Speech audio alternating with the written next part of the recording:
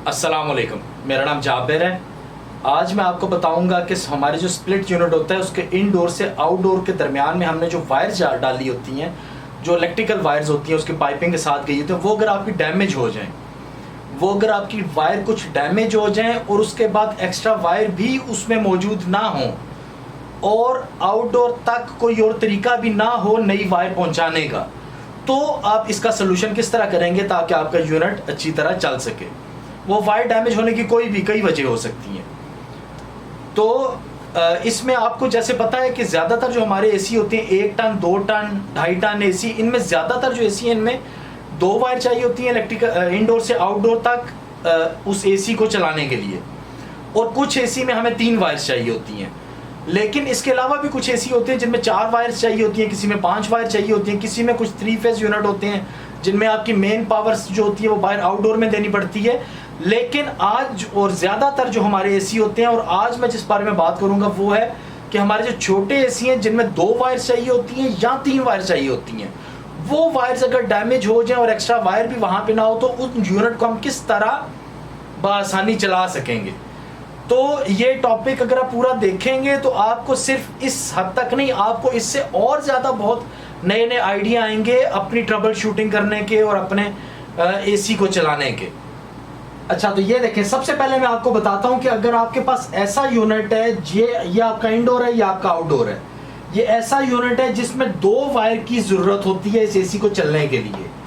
अगर ऐसे एसी की एक वायर डैमेज हो जाए, यानी फॉर एग्जांपल ये वायर आपकी डैमेज हो गई है किसी भी वजह से, तो अब आपके पास एक वायर बची है यहां पे और इसमें कोई और एक्स्ट्रा वायर भी नहीं है, तो आप इस यूनिट को किस तरह प्रॉपर्ली चला सकेंगे। जैसा कि आपको पता है कि इस यूनिट को चलने के लिए क्या चाहिए होता है, ये एक लाइन चाहिए होती है, लाइन और न्यूट्रल। लाइन और न्यूट्रल जब ये इंडोर को आपके मिलेगी, आपका इंडोर चल जाएगा, ब्लोअर मोटर सब कुछ चल जाएगा। उसके बाद जो आपकी लाइन होती है वो रिले में, जहां पे इंडोर के पीसीबी में रिले लगी होती है, रिले में से वो कंट्रोल होने के बाद यहां से बाहर चली जाती है, यहां से फिर आगे आपका कैपेसिटर और कंप्रेसर लगा होता है, आपका आउटडोर चल जाता है। अच्छा, तो अभी आप ये देखें, ये आप एक वायर बाकी रहेगी आपके पास, ये न्यूट्रल आई, यहाँ पे लाइन और न्यूट्रल ने मिलकर आपके इंडोर को चला दिया। चलाने के बाद अब न्यूट्रल बाहर नहीं जा सकती, लाइन आप ये जो लाइन है ये रिले से होके यहां से बाहर चलेगी। अब इस कंडीशन में आपको 2 चीजों की जरूरत है। एक, आपका ये जो आउटडोर है इसके आस पास आपने कहीं पे देखना है आपके पास कोई पैनल है जहां से आप एक एक्स्ट्रा लाइन और न्यूट्रल ले सकें। बस 2 चीजों का ख्याल रखना है। एक तो उस यहां से फर्स्ट आप यहां से एक लाइन और एक न्यूट्रल आप लेंगे एक्स्ट्रा यहां से कहीं से आउटडोर के पास से। अच्छा, उसकी वायर का साइज आपका एसी के लोड के मुताबिक होना चाहिए और जो आपके ब्रेकर का साइज हो वो भी आपके एसी के लोड के हिसाब से होना चाहिए। एक चीज आपने ये करनी है, यहां पे कहीं से आपने एक लाइन और न्यूट्रल ले लेनी है। दूसरी चीज आपने क्या करनी है, यहां पे एसी के अंदर आपने एक कॉन्टेक्टर लगाना है, एक कॉन्टेक्टर आपने लगाना है।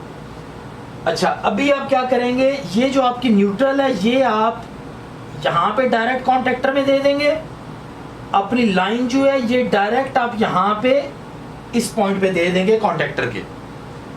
अच्छा, न्यूट्रल को आप यहां से जंप करके यहां पे दे देंगे। जिन टेक्नीशियंस को कॉन्टेक्टर के बारे में पता है उनको ये आसानी समझ आ रही है, लेकिन जिनको कॉन्टेक्टर्स के बारे में नहीं पता, मैं नेक्स्ट वीडियो इंशाल्लाह कॉन्टेक्टर्स के बारे में डिटेल से, पहले भी मैंने वीडियो बनाई है लेकिन वो इतनी डिटेल में नहीं है, तो मैं इंशाल्लाह जल्दी उस पर वीडियो बना दूंगा। न्यूट्रल आपने यहां से दे देनी, जो कंट्रोल है आपकी वो आपने यहां से इस पॉइंट पे दे देनी है।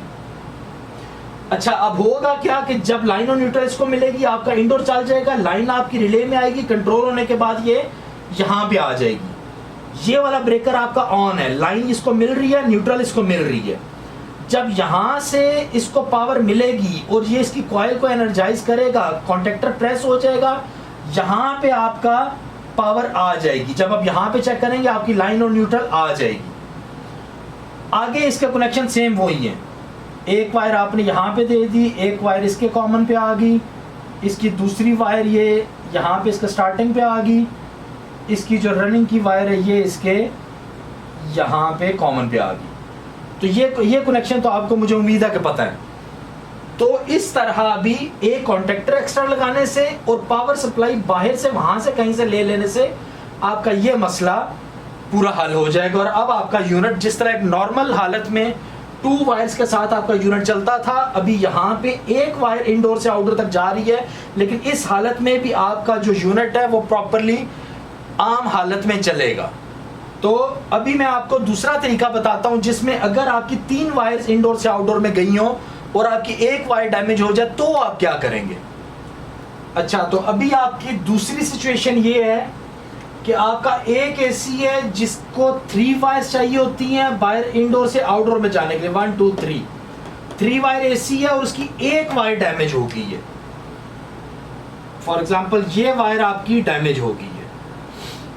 अब सिर्फ 2 वायर हैं जो आपकी इंडोर से आउटडोर में जा रही हैं, तो अब हम इस यूनिट को किस तरह चलाएंगे।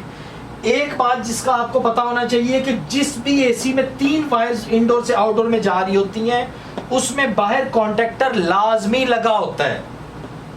जिस एसी में 2 वायर्स बाहर जा रही होती हैं उसमें बाहर कॉन्टेक्टर नहीं लगा होता। तो इसमें अभी ये वायर आपकी डैमेज है, तो ये आपकी लाइन आई, ये आपकी न्यूट्रल आई, इंडोर चल गया, ब्लोअर मोटर उसकी चल गई, ये लाइन आपकी रिले में आई, रिले से कंट्रोल होने के बाद ये यहाँ से कॉन्टेक्टर में जाती है और कॉन्टेक्टर से यहाँ इसको न्यूट्रल मिलती है, ये प्रेस हो जाता है। प्रेस होने के बाद ये लाइन और न्यूट्रल यहाँ पे आ जाते हैं और यहाँ से फिर आगे कैपेसिटर और कंप्रेसर आपका चल जाता है। अब एक वायर आपकी डैमेज हो गई है, यहाँ पे अब एक वायर आपकी डैमेज होगी। अब इसके 2 तरीके हैं। पहला तरीका मैं आपको अभी बताता हूं। इसमें आपने क्या करना है, ये जो कॉन्टेक्टर आपका लगा हुआ है इस कॉन्टेक्टर को आपने खत्म कर देना है। यहां पे इस कॉन्टेक्टर को नहीं लगाना, लेकिन इसमें जो आपने ख्याल रखना है वो ये ख्याल रखना है कि ये जो रिले है आपकी इसमें लगी हुई है यूनिट में, ये कितने एम्पेयर की लगी हुई है। फॉर एग्जाम्पल आपके जो आउटडोर है वो जब चलता है तो वो लेता है 10 एम्पेयर। अगर वो 10 एम्पेयर लेता है और ये रिले आपकी 2 एम्पेयर 4 एम्पेयर 5 एम्पेयर की लगी हुई है तो ये तरीका कामयाब नहीं है। लेकिन अगर आपकी रिले जो है वो यूनिट के मुताबिक एम्पेयर की लगी हुई है, यानी यूनिट को चलने के लिए अगर 10 एम्पेयर चाहिए तो वो 10 एम्पेयर की लगी हुई है, यहाँ 10 एम्पेयर से कुछ ज्यादा एम्पेयर की लगी हुई है, तो आप क्या करेंगे, आप इस कॉन्टेक्टर को यहां से कैंसिल कर देंगे और इन दोनों वायर्स को इसी तरह डायरेक्ट यहां पे दे देंगे। बाकी कनेक्शन जिस तरह होते हैं ये कंप्रेसर और कैपेसिटर आपका लग के आपका एसी चल जाएगा। लेकिन अगर ये रिले आपकी थोड़ी पावर की है तो इससे क्या होगा, जब आपका कंप्रेसर चलेगा तो ये आपका यूनिवर्सल कार्ड यहां से उड़ जाएगा, डैमेज हो जाएगा। इसलिए ये तरीका आपने उसी सिचुएशन में करना है। कुछ कंपनियां यहाँ पे रिले ज्यादा पावर की लगाती हैं, आप चेक कर लें कि इंडोर के अंदर पीसी में ये रिले कितने पावर की लगी हुई है। अगर ये काफी है तो आप ये तरीका कर लें, अगर ये काफी नहीं है तो आप क्या तरीका करेंगे ये मैं अब आपको बताता हूं। अच्छा, तो ये देखें, अभी ये आपका वही 3 वायर वाला एसी है, इसमें 3 वायर बाहर आउटडोर में जा रही हैं, इसमें रिले बहुत कम पावर की लगी हुई है जो कि इस आउटडोर को नहीं चला सकती।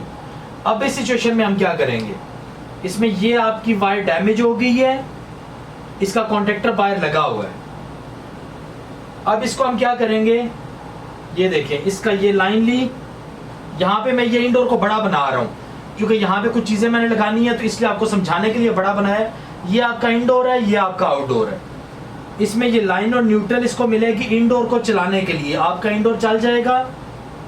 इंडोर के अंदर ये एक रिले लगी हुई है, सेम वही रिले, ये जो रिले है ये यहाँ पे लगी हुई है, ये आपकी लाइन यहाँ पे आएगी। इसमें आपने एक्स्ट्रा क्या करना है, इसमें आपने एक कॉन्टेक्टर लगाना है। ये जो कॉन्टेक्टर यहाँ पे लगा हुआ है इस कॉन्टेक्टर को आपने कैंसिल करना है और इस कॉन्टेक्टर, ये कॉन्टेक्टर आपके आउटडोर में था, इस कॉन्टेक्टर को आउटडोर से निकाल के इंडोर में ले आना है। इसको इंडोर के अंदर लगा लें या इंडोर के बाहर कहीं पे भी साइड पे लगा दें, लेकिन इसको लगाना आपने यहाँ पे है। और कॉन्टेक्टर जो होता है उसका साइज बड़ा होता है, उसका साइज बड़ा होने की वजह से अगर आपके इस इंडोर के अंदर जगह नहीं बन रही तो आप कॉन्टेक्टर की जगह रिले लगा लें। ये मैं ऊपर आप देखेंगे तो मैं आपको इनकी तस्वीरें भी दोनों की दे देता हूं कि कॉन्टेक्टर और रिले दोनों में शक्ल में क्या फ़र्क होता है। तो आप कॉन्टेक्टर लगाएं या रिले लगाएं, मेन चीज बस आउटडोर की जितनी कैपेसिटी हो, जितने एम्पेयर वो लेता हो, उस हिसाब से आप चूज करेंगे कॉन्टेक्टर या रिले को। अच्छा, इस तरह लगाने के बाद अब आप क्या करेंगे, न्यूट्रल लाइन को आप डायरेक्ट यहां से यहां पे दे देंगे।